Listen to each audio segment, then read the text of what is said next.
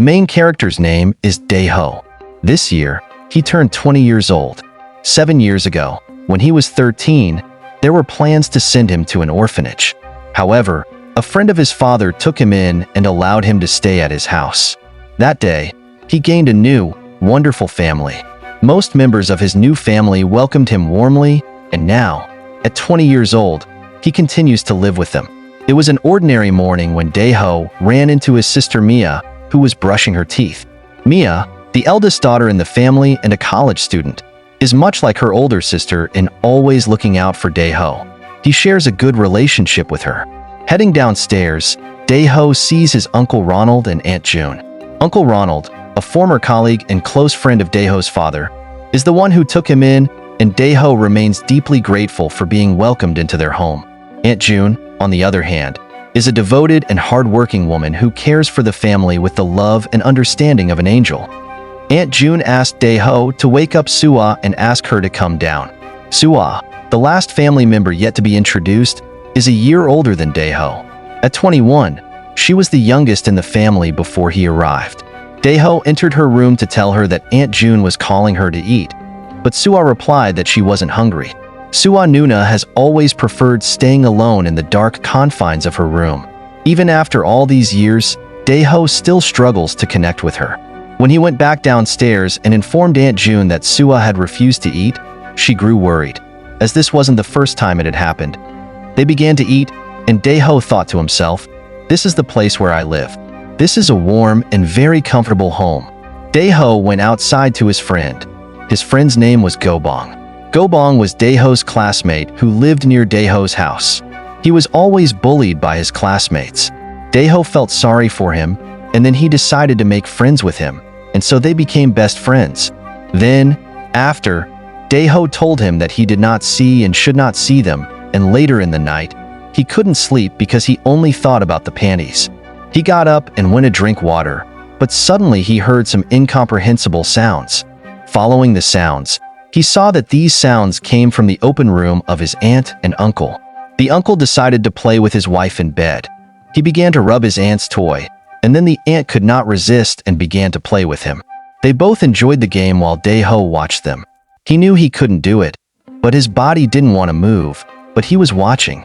He did not even understand what was happening there, and yet he was able to move from his place and return to his room. Then he lay down on his bed and began to think, "This is all for real. This is what the bad guys at school were talking about. Is this really a cupcake? I better fall asleep quickly." He fell asleep but woke up in the morning and noticed that, for some reason, he became wet during the night. He immediately got up and ran to put his clothes in the laundry basket so that no one would see him. Dae-ho was afraid of being caught. His aunt had gone to the market for vegetables in the morning. It was a good idea. She brought back fresh tomatoes. Dae-ho began to eat and thought to himself, "Now, I'm ashamed to look into my aunt's face. It's good that my uncle is not here." Dae-ho's aunt was about to do laundry when she noticed that Dae-ho had been having wet dreams. Recently, he often had such dreams, and she had noticed them. She began to think to herself, Dae-ho became an orphan very early and could not develop normally like everyone else. Someone should teach him, but I'm worried my husband will be a bad teacher. What should I do? As for my friends, the only one who worries about Dae-ho is that guy named Go-bong. One day, when Go-bong and Dae-ho met, they stood in front of a shop, waiting for their food. Dae-ho asked Go-bong, "Go-bong, do you know anything about cake?" Go-bong, not expecting such a question, became very embarrassed and almost shouted his reply to the whole street. However, he calmed down and said, "Well, this is what only bad guys do. We are not like them." Dae-ho responded, "I knew that. I was just curious." Several hours passed. Go-bong and Dae-ho walked around the area and eventually went home. It was already late when Dae-ho decided to go to bed. However, his thoughts were restless. "Phew, I need to get a good night's sleep. My thoughts are confused," he mused.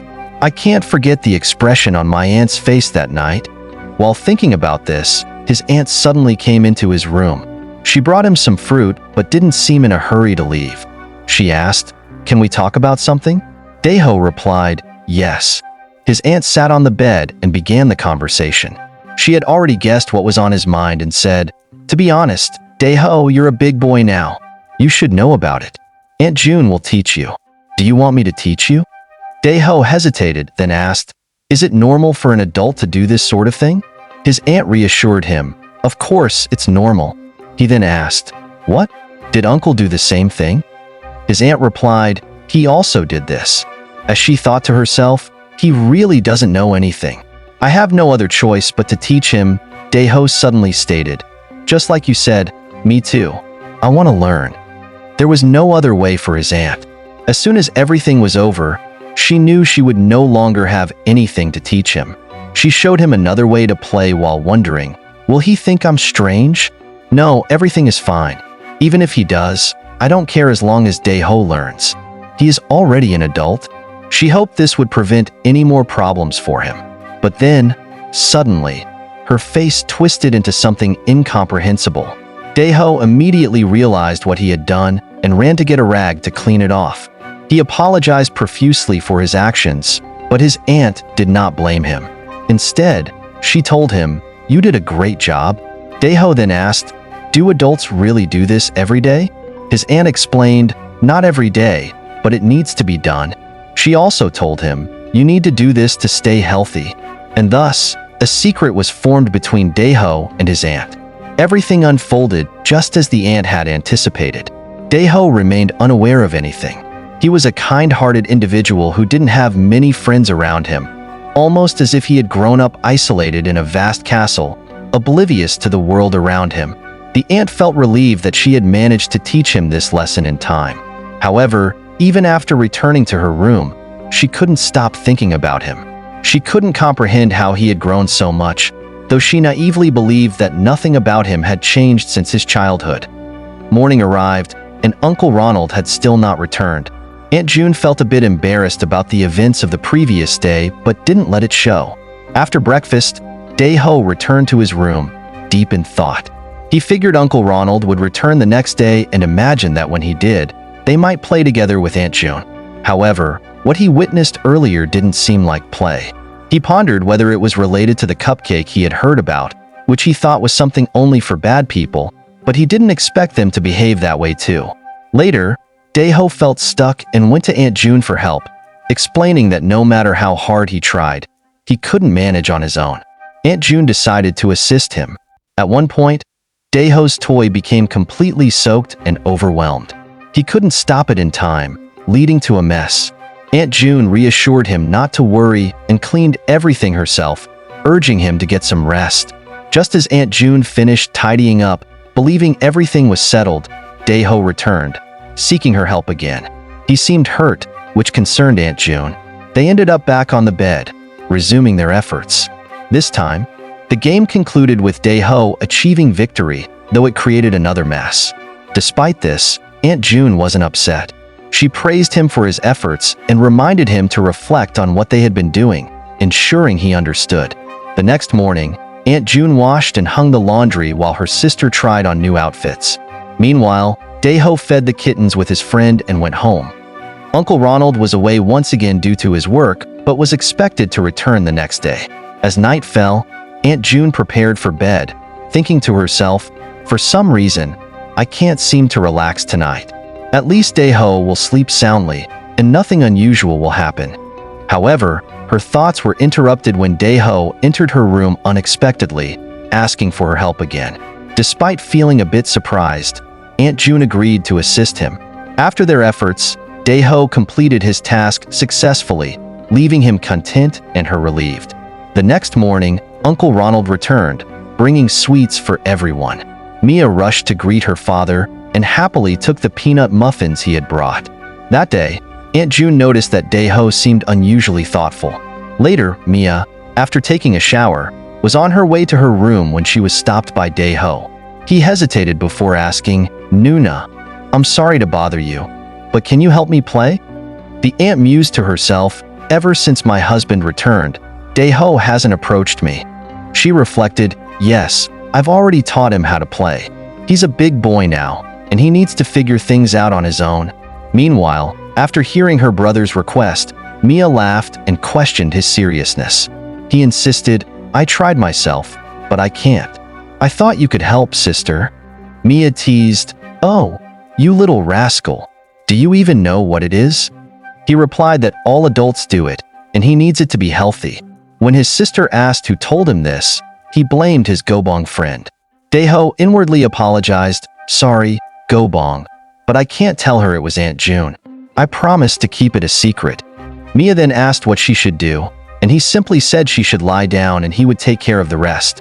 Mia retorted, Make it quick, I want to rest. She thought to herself, this little one wants to do it by watching my feet. He mistakenly thinks it's a good idea. I think it's all Gobong's influence that's made him so strange. Suddenly, she noticed him touching her toy and turned sharply. Seeing that his toy was exposed, she was embarrassed. Turning away again, she muttered, It doesn't matter. Do what you came to do and leave. But inwardly she wondered, how? How can he be so big? Though, he is 20, an adult. I shouldn't be surprised. He, however, was oblivious and thought it was just a game. Mia declared that reaching her base meant it was a cupcake. Exhausted, Daeho returned to his room, bewildered. How did this happen? He wondered. I only wanted to play with her. How did it become a cupcake? Only bad guys do that. Wait, does this mean I have to marry Mia? He concluded, I don't know what happened today, but it felt good. That's all for today, guys. If you enjoyed the video, don't forget to leave a like and share your thoughts in the comments. And please, hit that subscribe button. It really helps keep us motivated to bring you more exciting manhwa content. Thanks for watching, and I'll see you in the next video.